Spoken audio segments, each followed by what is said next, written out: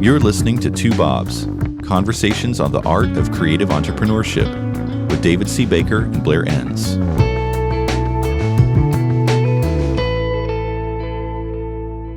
All right, Blair, so today we're going to talk, at least I'm going to, and I'm hoping to drag you along and keep you on track.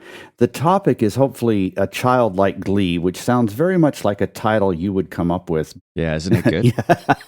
Before we get into that, I would like posterity to know. So I asked you to put a few thoughts together for me about this so I could be prepared, and I was just alarmed at how much not safe for work language there was in your note back to me, and I'm wondering... What is pissing you off? Are you reading too many political articles about life below your border, or what is going on? Yeah, just the ones you sent me. Trying to get me riled up. No, I was just seeing if you read those notes, because you'll notice I buried them at the end. I thought I'll put a few F-bombs in here for David. Yeah. Those words will not come out of my mouth in this podcast. Okay, so hopefully there won't be any explicit rating. So back to the topic, a childlike Glee. There's got to be a good story behind this.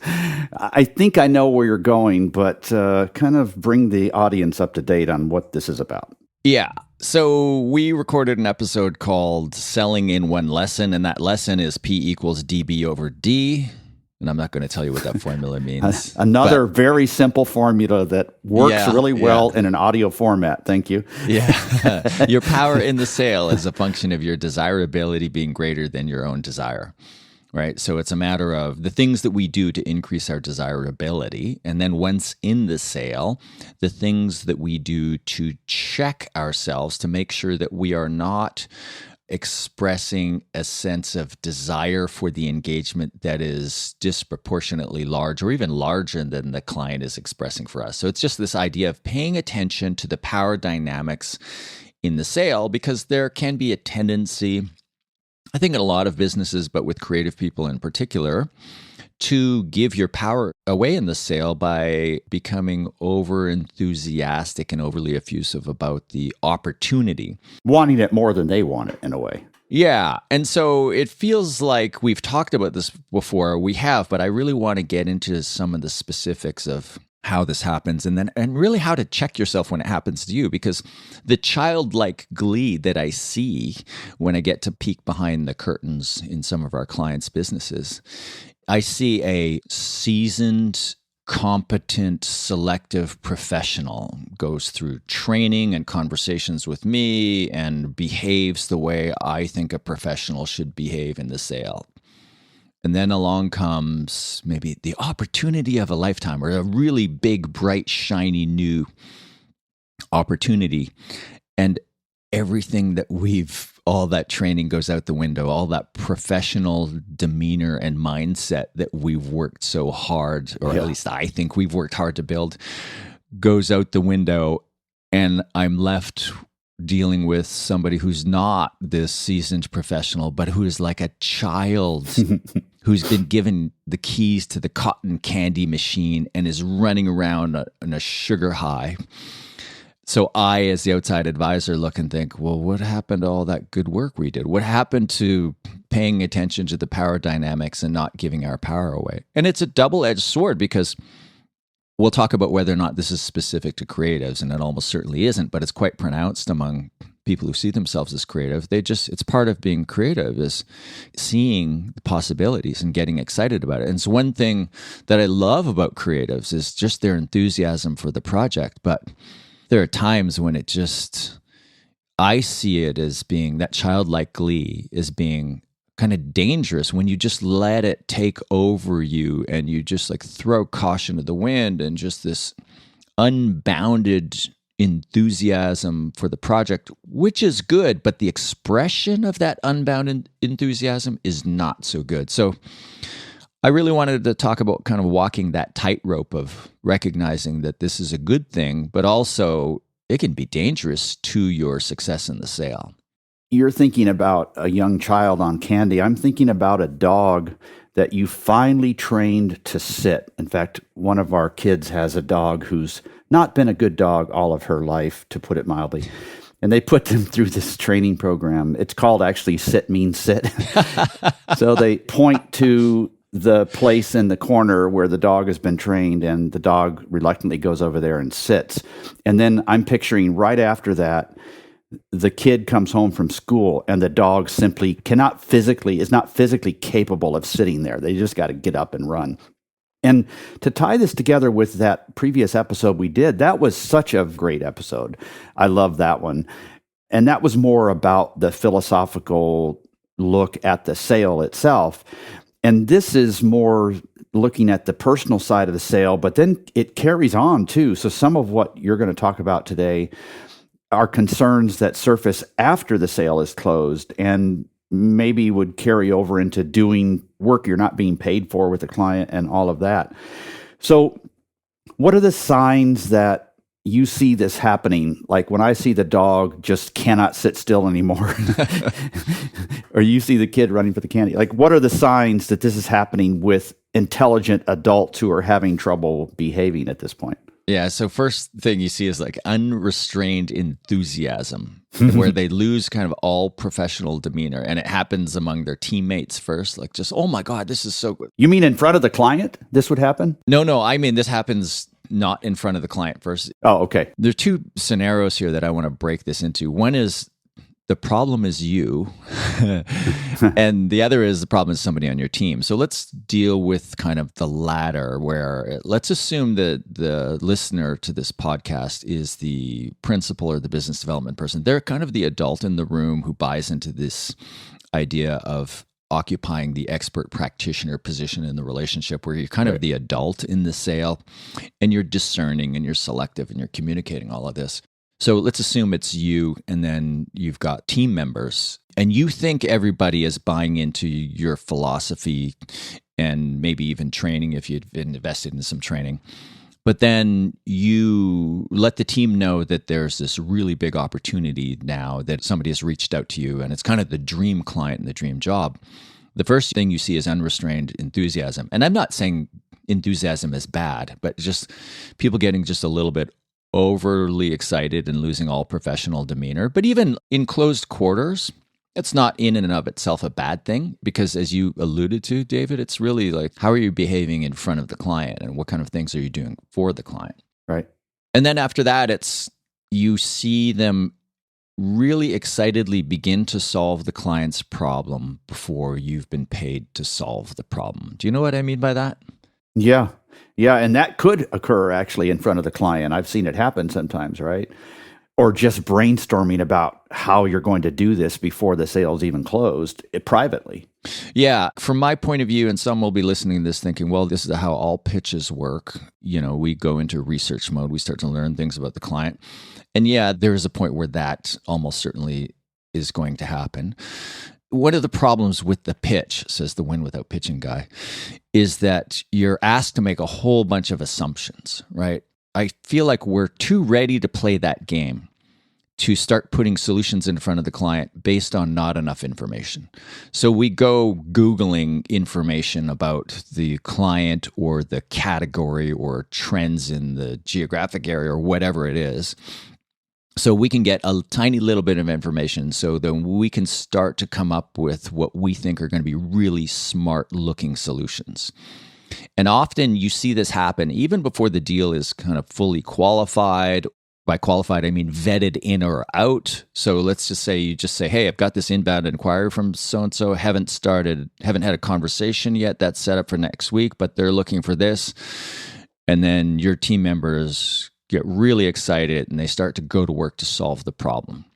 So again, doing some research and beginning to solve the problem before you're put in front of the client, that in and of itself is not a problem.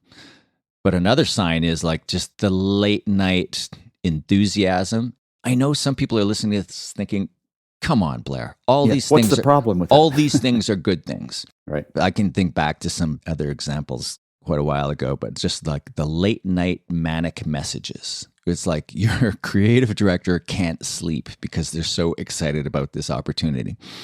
So again, it's good to have this enthusiasm, but if we think back to that one lesson of making sure that your expression of desire for the client and the engagement is not greater than the client's expression of that desire. So you can feel that enthusiasm. You want to make sure it does not communicate, kind of seep into the A, your behavior, and B, your communication to the client. And what I would say is the best way to not let that unbridled enthusiasm seep into your behavior or the things that you say to the client is to actually moderate how you are feeling. Does that sound like an unreasonable request? Like I think it's a level of emotional intelligence to be able to understand that, okay, I'm getting a little excited about this. I'm just going to calm down. I'm going to keep myself from getting so excited. To me, that seems like a reasonable request. It's very reasonable. Yeah. I mean, that's really the whole theory around personality profiles, understanding your own, where you might tend to overreact and seeing those signs and shaping that down a little bit.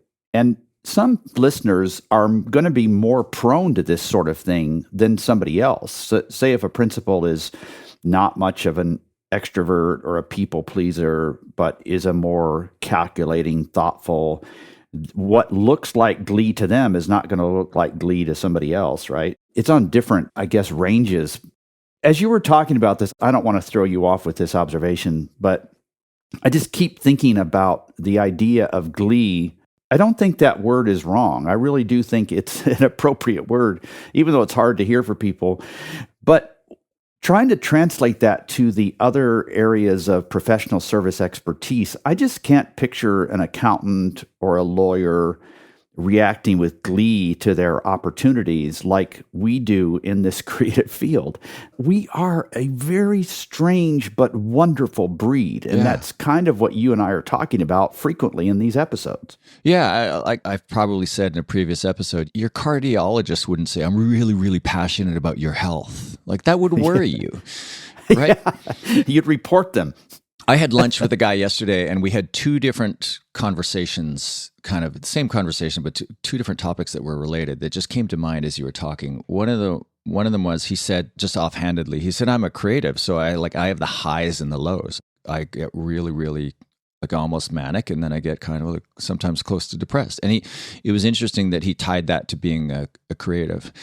And then the other thing, we were talking about a mutual friend who's one of the best salespeople in the agency space that I've ever worked with. And I made the observation that one of the things that makes him a good salesperson is he can say the number $5 million the same way he would say the number $5,000. He's emotionally steady. He doesn't get up and down. Like, he does, but you can't tell. And that makes you a really powerful salesperson. You're not giving all your power away. You come across as thoughtful, right, unflappable. And he can still choose the right words to say, I'm excited about this, and you believe him, but he doesn't communicate it through his behavior. And it comes across as like highly reassuring. Mm-hmm. But that standard creative approach where I think as part of being a creative, we embrace the highs and we accept that the lows come with it.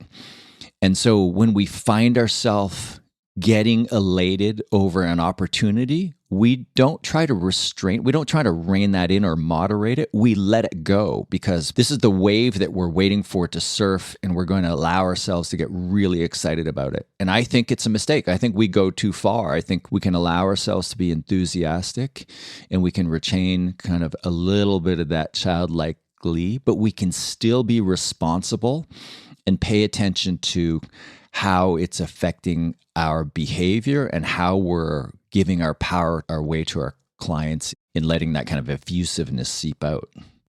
Yeah. And you've clarified probably half a dozen times already that this isn't necessarily bad. It just needs to be identified and managed. Because I'm sitting here thinking, we've been addressing the principal specifically, and I'm thinking here of a principal who says, well, my God, I'd much rather manage a team that I have to kind of tamp down their enthusiasm than one that doesn't have glee at opportunities. So you're not saying this is necessarily a good thing. It just needs to be identified and managed. Yeah, it needs to be managed by the manager. if it's the principal who's seeing this in the behavior of others. And you need to manage yourself if you're culpable of this. And I'm with you on other topics, just the performance of salespeople generally. I'm fond of saying, I would rather rein in a thoroughbred than whip a mule. I love that illustration. And then, while we're on like animal kind of analogies, animal abuse analogies. Yeah. On the subject of positioning, I like to say agency principals are like wild stallions, free, galloping across the field, going wherever they want to go. Messing up everybody's flower garden. Yeah. You're a consultant in this space. We do training on it, but your job as the consultant in this is like to put the bridle on the wild stallion and turn them into a racehorse. Yeah. To channel that energy and that potential so that you can actually start to win races. And I would say the same kind of metaphor applies here. So we have this person who's just like bubbling over with all of this energy and all of this excitement about the opportunity. And I just think of, what a director or an acting coach would say, like, use it, use that energy, but you have to channel it. Right. You can't let it get the best of you. You're listening to Two Bobs, conversations on the art of creative entrepreneurship. Your hosts are David C. Baker, author, speaker, and advisor to owners of expert firms, and Blair Enns of Win Without Pitching, the sales training and coaching program for creative entrepreneurs. For more information, go to twobobs.com. If you find this podcast helpful, please help us by telling a friend and rating us on iTunes. Thank you. Now back to David and Blair. Well, there's nobody listening now who doesn't see this in their firm or in themselves. So let's assume they accept that. What are some suggestions you'd have about how they can tame those stallions and turn them into racehorses, like specific things for specific people? If the listener is the principal or the business development person and you think this is something you're seeing in other people, let's start there and then we'll go to, well, what if the culprit's you? But if you're seeing this as in other people, the first thing you want to do is you want to navigate more of the sale without bringing in those people. So I made the point that it's typically creatives because it's the nature of the creative personality, but it's also other subject matter experts.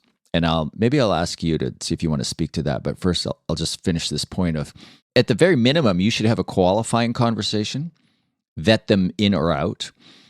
This is the type of company we want to do business with. They've got the right amount of money to spend. It's in our area of expertise, whatever your other qualifying factors are. So you have that qualifying conversation where you play the agency gatekeeper role, and your job is to keep the bad fits out. And you decide, okay, this is a good fit. This is one that I'm going to let past me, and we're going to start applying some of the resources of the firm. So you have to have that qualifying conversation without even telling people. If you know people are going to get excited about this because this is a dream client, don't even tell them that this opportunity has come in. You have a qualifying conversation first, and maybe even a value conversation. And we talked about that in a couple of previous podcasts, but this idea of you qualify, you vet, and then in a value conversation, which can follow right on the heels of a qualifying conversation, you endeavor to uncover the value of the opportunity, the value to be created here. And then from there, you start to set some sort of pricing guidance. So I think you should go that far, if possible, before you start to involve your subject matter experts. So that's the first point I would say, is don't involve them to sale. But I want to turn it back to you and ask you, I'm kind of characterizing this as a problem of creative people. Do you see it in other subject matter experts as well? Oh, I definitely do. When people hear us use the word creative, they may first think of somebody like a designer or a writer, and I think that would be a mistake. I think it equally applies to a very talented software engineer that sees the end product with beautiful UX and everything about it and gets so excited about it that they just dive in and begin to lose money out of the gate. So, yeah, absolutely so. I don't know what to call those people, but it seems like anybody in the business of solving problems where the population thinks it's magic, yeah, those are the people we're talking about. they're rain dancers. Nobody knows how they get rain, and they're not even sure it works, but it kind of does. And those are the people that we're talking about that sort of do the magic, whether it's a software developer that listens to a problem and creates this amazing app, or it's a designer that creates a new identity. It's the same thing. Yeah, if you get excited about future possibilities, that's what I mean by a creative person. Creativity being the ability to see, to bring novel perspective to a problem. So it's not necessarily a designer or an art director or a writer, although most of those people tend to be creative if they're in creative positions. A lot of entrepreneurs are creative, so often it's the business owner. I think coaches also suffer from this, and counselors, because they get so close to their clients that they begin to advocate for them, and that empathetically they care, and it's hard for them to see it as a business relationship as well. So anybody listening to this can benefit from it. So you said one of the things would be to help with this is to bring the children on a sugar high in a little bit later. Yeah. Don't tell them we're going to Disney World, right? Until you know for sure we're going to Disney World. Right. And then you can tell them. Right. In our kind of win without pitching guidance, there's this idea of 4 priorities in the sale. First, wherever possible, win without pitching. Second, if you can't win without pitching, try to derail the pitch. Third, if you can't try to derail the pitch, try to gain the advantage, gain some sort of behavioral concession. And the fourth would be to walk away. So if you're trying to derail or gain an advantage, you probably want to do that before you get the excited people involved, because they're going to have this tremendous fear if they get excited about the possibilities that you're going to do something that's going to blow it. Right. So if you're going to try a maneuver or a tactic to try to get the client to put a defined selection process aside or try to extract some behavioral concessions, to somebody who's really excited about this, these are going to seem like dangerous moves, and they absolutely will not be on board. So if you have to do some kind of sales win without pitching jujitsu here, you want to do it before the kids know that there's a potentially really exciting project to be had, because they're going to say, no, well, don't do that.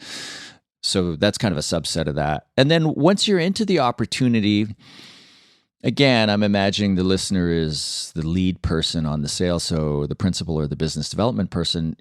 Give them just a little bit of coaching on what their roles are, where the lines are that they're allowed to cross and not cross. Like one might be, don't begin to solve the client's problem. Do not cross the line that separates proving our ability to solve the problem from actually beginning to solve the problem. And another would be, I'm going to do a couple of things. I'm going to try to extract some concessions. I'm going to ask some pointed questions. I'm going to put some objections on the table for the client to address, whatever it is, whatever you're thinking. And I'm going to leave some moments of uncomfortable silence. You do not fill that silence. Right. I'm going to ask the client a question or make a statement, and I'm going to pause and wait for the client to respond, because whatever they say, whatever they fill that void with, is really valuable. You do not fill that void. You're going to have to do this multiple times, because you can coach them the first time. They'll say yes, and they'll rush in and fill the void. And then you can debrief on it afterwards, and maybe next time they'll be better at it. But that's a really important one. If you're an effective salesperson, you're leaving room, and sometimes it's an uncomfortable room, for the client to give you information, and your excited team members will not allow that space. They will fill it. Yeah. I was reminded of this week. There was a situation where the Atlanta Falcons fired both the coach and the general manager on the same day after an 0-5 start. And before that, and this commentator made this note that said, you know what, the owner of the team has really been undercutting the general manager and the coach, because he said, Matt Ryan, who's their quarterback, he's going to be a Falcon for life. And he says this before the negotiations between the general manager and the player's agent. And this writer was saying, you know, you go into a negotiation like that, then the other side has all the power, right? It's like, whatever we do. You just neutered the GM in the negotiation and the coach. Yeah. Right? That's like, we got to keep these people. You got to coach the owner. Like, don't say stuff like that. And so then yesterday he came out with a statement. Somebody asked him that question, will Matt Ryan be a quarterback for life? And he said, oh, I hope so, but that'll be entirely up to the new general manager. So somebody coached him on how to say this well. That was a good illustration. Yeah, great recovery after the fact. Yeah. So I think those are some key elements around how to walk the line, bring the creatives in late, do any sales jujitsu around derailing or trying to get an advantage, do it first, and then coach your people. What if it's you, though? Yeah. What if it's not your people? So in preparation for this yesterday, I thought, what's step 1 in the 12 steps? So I Googled it. We admitted we were powerless over alcohol and that our lives have become unmanageable. So step 1. Is that really the first step? Yeah. Step 1 is to admit that you have a problem. Okay. Right? So it's like, I have a problem. And so that's step 1. And then step 2 is electroshock therapy. I don't think that's step 2. I don't know. I can go look it up, but I don't think you're right. Yeah, what's step 2? Step 2 is like get help in whatever forms. Like this is like I'm trying to resist the urge to just plug my own training programs, but so I won't. Better than what I just did. I got a note the other day from an old client who wrote a really great review of my first book, The Win Without Pitching Manifesto, and he finally got around to reading my second book, and he wrote another. He's a very good writer. He's the owner of quite a well-known independent agency. He had this great line. He said, talking about reading Pricing Creativity, he said, it was like a shot of granite directly to the spine. And I thought, oh, that's a great line. So that'll show up in my marketing at some point. But that idea of a shot of granite to the spine, backbone, first you have to recognize that you're the problem. And then you have to go looking for those sources of inspiration that are that shot of granite to the spine. And I would say read the manifesto, like the Win Without Pitching manifesto. The goal of that book is to have you put it down and, as somebody once said to me, think you could go wrestle a bear. Just be inspired to do things the right way. So whatever your source is, just like try to find some sort of form of inspiration for you to show up like a professional rather than a childlike creative. And I use the term childlike in all of the sense, like good and bad. So show up like a seasoned, discerning professional rather than a childlike creative. There are times for you to play that role, to be that childlike creative, but put in front of the client in the sale, you're just going to give your power away and possibly make them nervous. Could you have somebody else point out when you're starting to exhibit those signals? I'm thinking of that episode of Cheers where Cliff Clavin, who always talked too much, he got a shot collar that had a remote control. He came to the bar that night and he gave it to somebody and said, all right, anytime I start to talk too much, and he couldn't even finish the sentence and somebody pressed the thing and they passed it around all night and Cliff Clavin never got a sentence out. Could other people recognize that and send some sort of signal, or is that too gimmicky? I am totally advocating this shot collar. Okay. I'm with you. Man, if that was legal, if I just build that into my business. If you're the problem, you have to ask yourself, should you be doing the qualifying? Right. Let's say you're the principal and you've got a biz dev person who's doing the qualifying. Maybe just say to them, listen, I want you to do the rigorous vetting before you get me involved. And because I have a problem, I know I have a problem, you know that I have a problem, you can't tell me that so-and-so, my most highly coveted client, has just reached out and wants to talk to us about X, because I'm going to make the case for us to do everything we possibly can to win that business, even if it's not in our best interest. And I won't see it until afterwards. Yeah, they're going to derail your internal pitch process, the opposite of derailing that you're hoping for. Yeah, and I've worked with a lot of team members at various agencies who'd say, yeah, this Win Without Pitching approach, I'm completely on board and I'm pretty good at applying this, but I have this problem. And the problem is the owner of the business. So it's just because you're the owner doesn't mean you're the adult in the room, especially if you come from the creative side of the business and you see yourself as a creative person. That can be hard. So whether it's you or whether it's somebody else, you don't want that overly effusive person on the front lines. You want somebody who's like ruthless. I think we talked about this before. There's this old David Spade character on Saturday Night Live when I think he played Dick Clark's secretary, and he would not let anybody past him. Like the president of the United States could not get a meeting with Dick Clark. And he just did not give a shit, this character. He didn't care who you were. He would just ask these, President Clinton, he would know you from... You want somebody who's like ruthless that way. And it seems a little bit counterintuitive, but trust me on this. So if that's you, take yourself out of the qualifying role, or if for whatever reason you can't take yourself out of the qualifying role, get somebody else to give you the qualifying questions. Mm-hmm. What I mean by that is say to somebody, okay, since we all agree that I get a little overly excited about this, what questions do you want me to get any prospective client to answer before I agree that we will meet with them? Right. So have somebody on your team give you those questions. And then hold you accountable to them, just in a fun way. Yeah, and good luck with that. Yeah. So the last thing I wrote under what if the culprit is you, just calm the fuck down. You're not a fucking child, and this isn't goddamn Halloween. This is what I wondered what you were reading set you off. But Beep, beep, beep. yeah, but it's so true. It's comical. While we're on this theme, we could name this whole thing sort of premature engagement or something. Engagement is really helpful, and it should be a part of it, but it just needs to be managed, or we give away the shop and we don't appear professional. That's sort of how I'm hearing all of this.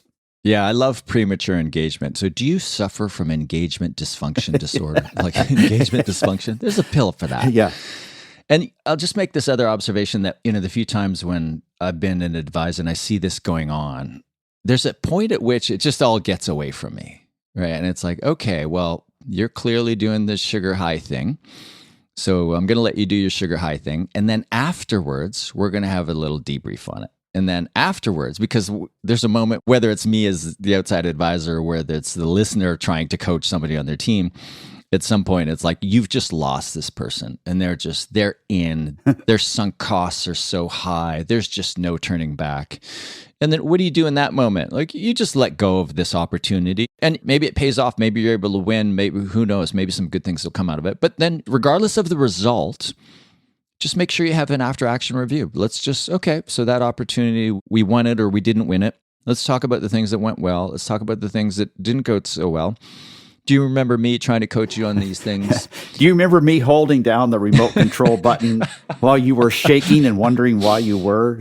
Remember me saying, go sit in the corner, and you just kept running around chasing your tail? Yeah. The older I get, I think, well, there's always another opportunity, even if you think this is the biggest one that's ever going to come your way. There's always another opportunity. And win or lose, it's always a good coaching opportunity. So just make notes of how you're trying to coach your teammates on this and how they're responding, and then just have an unemotional, detached conversation about it afterwards. How did that go? Do you remember me trying to nudge you in this without any accusations? You didn't feel it was the right approach, or you had a hard time kind of seeing the merits of that approach, or there's a better way to do it than the way I'm modeling it right now. But the key point is, if it doesn't go well and it happens again, don't beat people up, yourself or others, too much. Just make sure you treat it as a teachable moment and everybody learns from it. And then you try again next time. And over time, if you decide that this is something that you or team members need to get better at, over time, you'll all get better at it. You were more gracious right then than I might have been. You said, let's not accuse. I would say accuse and make fun and No, you wouldn't. Not make fun, but just joke about it and then say, all right, let's do this. Let's come up with a safe word that we will use later. And let's say you were pitching IBM in this meeting. So you agree, whenever I say the word IBM later, then that's a sign that I need to rein you back in. So in the next pitch, you say something like, you remember all that fantastic work we did for IBM and how they were not excited at the beginning, but were later? Oh, I think, anyway, that's maybe a strategy here, a safe word too. I don't know that we've done an episode before where everybody's going to identify with this and hopefully have a little bit of fun in it. I think we've identified a serious problem, given people some suggestions, and I'm excited to hear maybe on Twitter what people do with this and how they get better at it and how they kind of because really we're mainly talking to either the salesperson or the account person who's a little bit too excited, or the principal. Often it's the principal. So maybe this needs to be listened to by somebody else who then says, hey, I heard a great episode. You should listen to this. So maybe you're listening to this because somebody else asked you to and you're the problem. It's group therapy. Right. Everybody's listening. Well, we're not together anymore, but yeah, have the team listen to it and have a conversation about it afterwards. Yeah. Okay. This has been great, Blair. Thank you. Thanks, David. I enjoyed it. Thank you for listening to Two Bobs with David C. Baker and Blair Enns. Subscribe and learn more at twobobs.com. That's the number 2, BOBS.com.